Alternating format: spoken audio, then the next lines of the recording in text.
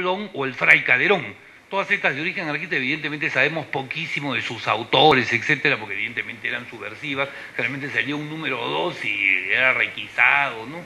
Algún obispo comenzaba a perseguirlos de manera muy agresiva, ¿no es cierto?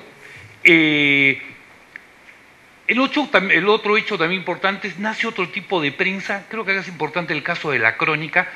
El dueño de la Crónica había fundado Prisma, que era el señor Moral, que era un portugués y tenía una característica, era fotógrafo, ¿no es cierto? Y claro, contrató plumas, la de Clemente Palma, la de José Gálvez, el propio Valdelomar escribió, y contrató buenos dibujantes, el caso de Málaga Grenet, ¿no es cierto?, que hicieron durante muchos años las portadas de, no de Prisma, de Variedades. Y tal fue el éxito de Variedades que pudo tener la riqueza y hacer la Crónica, que se convirtió tal vez en el primer periódico que comienza a tener un equilibrio entre texto e imagen. Algo que en esos años uno no ve, por ejemplo, en el Comercio, ¿no? Ve la primera cara del Comercio, creo que son 8 columnas o 6, y la verdad es una cantidad de letras que solo verlo marea, ¿no es cierto? Pero bueno, en todo caso, nacen estos periódicos. Pero la pregunta es, ¿por qué nacen estos periódicos? Porque José Pardo, ¿no es cierto? Siempre he dicho oligarca, es verdad, multimillonario, es verdad, agroexportador, dueño de Tumán, totalmente verdad, extremadamente, vamos a decirlo así, digamos, rico y aristocrático el señor, ¿no? Cada vez venía acá, era presidente del Perú y luego se iba a Biarritz a esquiar unos 2 años para descansar, puede haber sido presidente del Perú, no lo regresaba y volvíamos a elegirlo, ¿no? Entonces, pero este señor tenía una cuestión de modernidad que me parece importante. Es el que da en 1905 la primera ley de educación obligatoria y gratuita para todos los hombres. Bueno, ese es el signo de la época, perdonen las damas, a José Pardo evidentemente, ¿no? Solo para hombres, educación obligatoria y gratuita. Tenemos a partir del año 6 que se multiplican las escuelas dominicales, las escuelas sabatinas, las escuelas nocturnas, sí en toda la ciudad movilizada porque hay que aprender a leer y escribir. Y eso también es lo que nos permite entender todo ese mundo anarquista que crece y todos esos anarquistas novelistas, poetas, críticos, que discuten, qué sé yo, la literatura anarquista rusa o la italiana o la de Proudhon francesa. ¿No es cierto? ¿Y todo esto a qué se debió?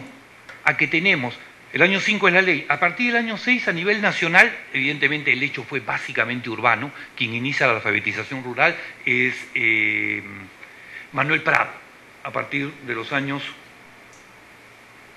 39, 45, en ese periodo comienzan los primeros niveles de alfabetización rural. ¿No es cierto? Eso fue alfabetización urbana y ahí tienen las cifras nacionales. Me parecen un poco infladas, pero en todo caso importante por el nivel, yo creo yo, sobre todo en Lima, de lectura que se alcanzó. Es impresionante ver la cantidad de escuelas dominicales y lo llena que estaban de obreros, artesanos, etc. Además, ¿por qué todos los artesanos comenzaron a aprender a leer, a escribir y a aprender las 4 operaciones?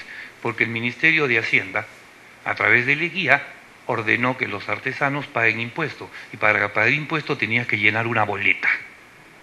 Entonces, por lo menos había que poner el nombre y poner el monto y sumar al final cuánto era. Bueno, había que saber leer y escribir y por lo menos sumar, restar, multiplicar y dividir. Bueno, las escuelas dominicales lo enseñaron eso a nivel de Lima. Ojo, yo creo, hipótesis, la base de lo que luego van a ser las universidades populares González Prada. Entonces, esto va a estar en esta experiencia, que fue hecha por cientos de profesores, que más en esa época no se llaman profesores, preceptores. Ese es el antiguo nombre de estos maestros, ¿no? Entonces, ¿qué tenemos durante todos estos años? El incremento del espacio público, de la crítica pública, ¿no es cierto? Vemos cómo crece el número de revistas, claro, de periódicos, revistas, tanto obreros, etcétera, y es evidentemente porque el nivel de alfabetización creció y felizmente no había ni televisión ni radio, menos internet, ¿no es cierto? Por lo tanto, queda la lectura como gran experiencia. Todos los que felizmente de chicos no tuvimos televisión, solo radio, sabemos lo que era la lectura. Hoy tal vez muchos chicos ya no tienen esa experiencia, bueno, por la televisión, ¿no? Muy bien.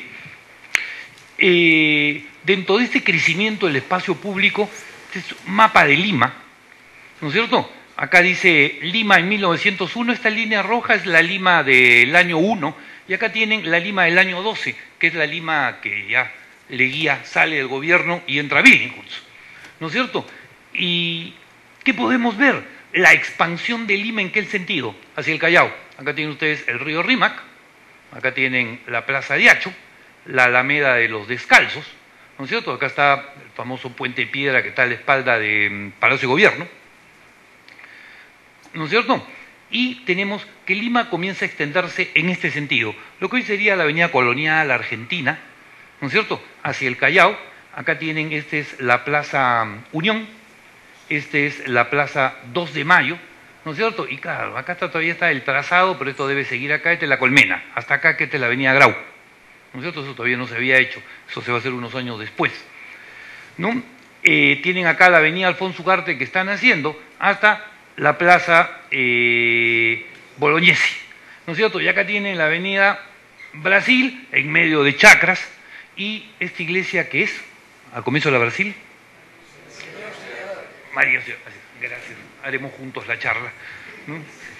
Si a veces, no sé por qué pasan los años, desde el Alzheimer comienza a agarrarlo a uno, ¿no es cierto? Y acá tienen Breña, ¿no es cierto?, que están haciendo. El otro, toda esta zona que hoy es Jesús María, el famoso, toda esta zona era Matamulas, ¿no es cierto? Y acá tienen la Avenida Grau, y esto están haciendo que es La Victoria, que inicialmente fue de italianos, ¿no es cierto?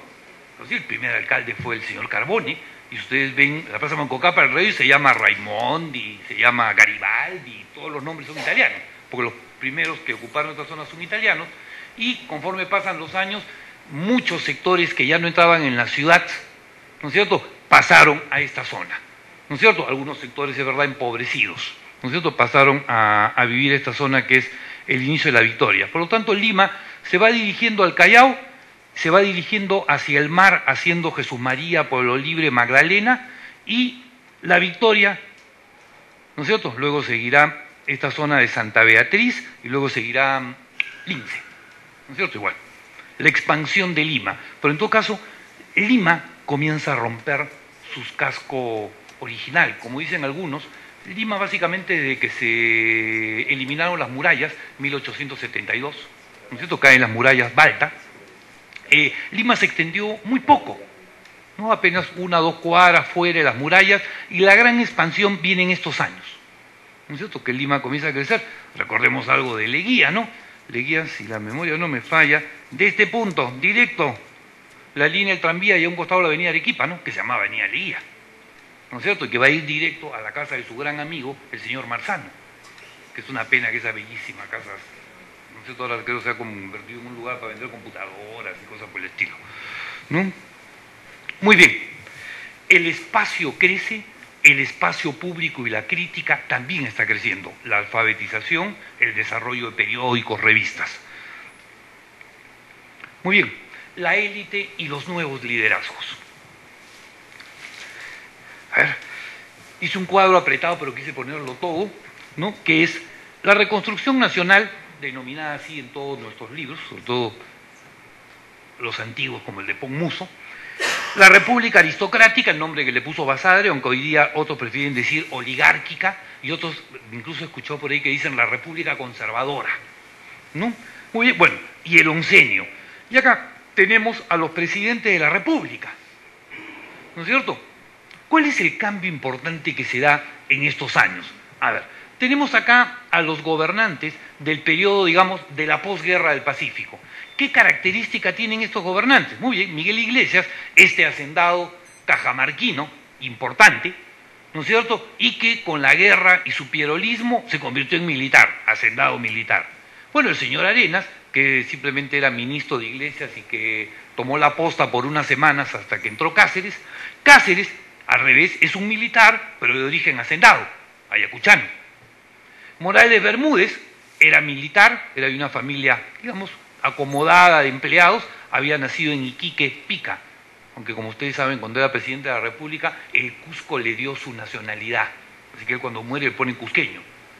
¿No sé? Claro, porque donde había nacido ya no era peruano, ¿no es cierto? Había nacido en Iquique, Tarapacá.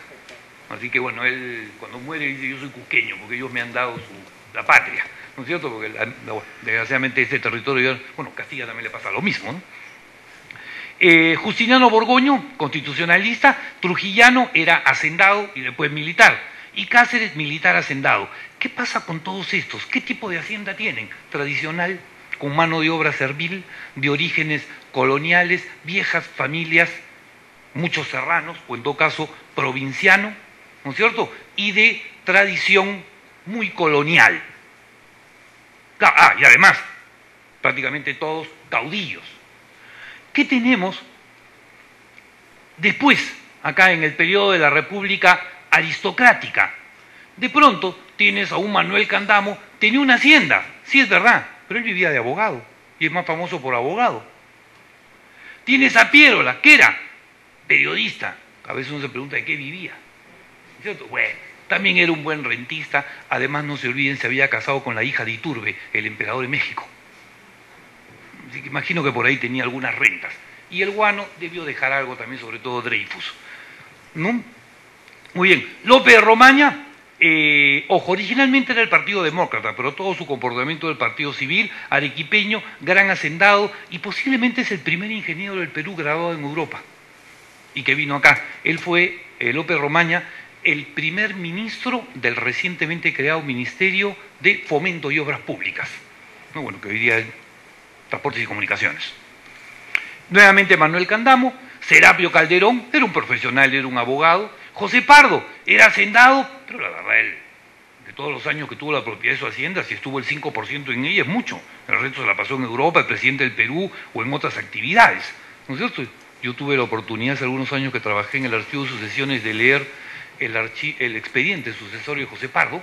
La verdad es impresionante, hasta ahora no hay un estudio de él. El señor tenía inversiones en el ferrocarril de Egipto, en la Bolsa de Valores de Nueva York, de París, en Nueva York. Tiene una cantidad de inversiones, mucho más de la plata que tenía en el Perú. ¿No es cierto? Era todo un financista, José Pardo, y ese lado, digamos, de sus inversiones fuera la conocemos poco. Tal vez por ello la mitad de su vida la pasó fuera, ¿no? No la pasó en el Perú. Bueno, Pardo.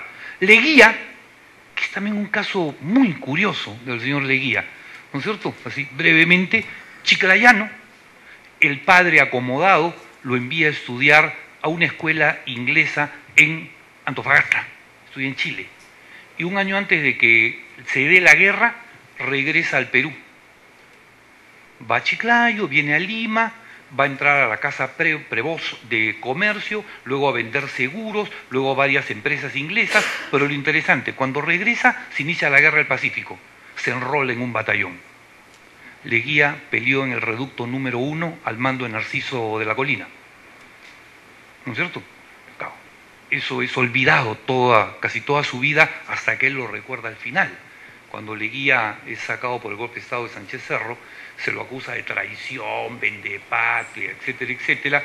Él, bueno, hace su testamento y en su testamento él dice con palabras sumamente tristes, él dice: ¿cómo me van a decir a mí vendepatria y traicionero si a los 17 años yo llevé la bandera de mi batallón en la batalla de Miraflores? ¿No? Claro, él se lo enrostra a Sánchez Cerro diciéndole: ¿tú en qué batalla has estado? Además de pegarle a tus mujeres, ¿qué has hecho? ¿No es cierto? Porque Sánchez Cerro tenía ciertas famas, ¿no es cierto? Bien narradas por Guillermo Sonda en El año de la barbarie, ¿no? Bueno, y de ahí el señor Leguía, bueno, termina la guerra, es un empleado de comercio, pasa a ser representante de una empresa de seguros, pasa a ser negociador, importantísimo, con ingleses, importantísimo. Comienza a estar en Ica y a trabajar con negociadoras inglesas en el control o la exportación de azúcar y algodón. Y así conoce a la familia Swain, un inglés que tenía una negociación agrícola a punto de quebrar. Él se casa con la hija, los Leguía Swain, y eso le permite ser el negociador de la quiebra y hacer una negociación inglesa en la hacienda de los Swain, que eran ingleses, y él se convierte en el administrador. Y ahí Basadre lo menciona en su libro.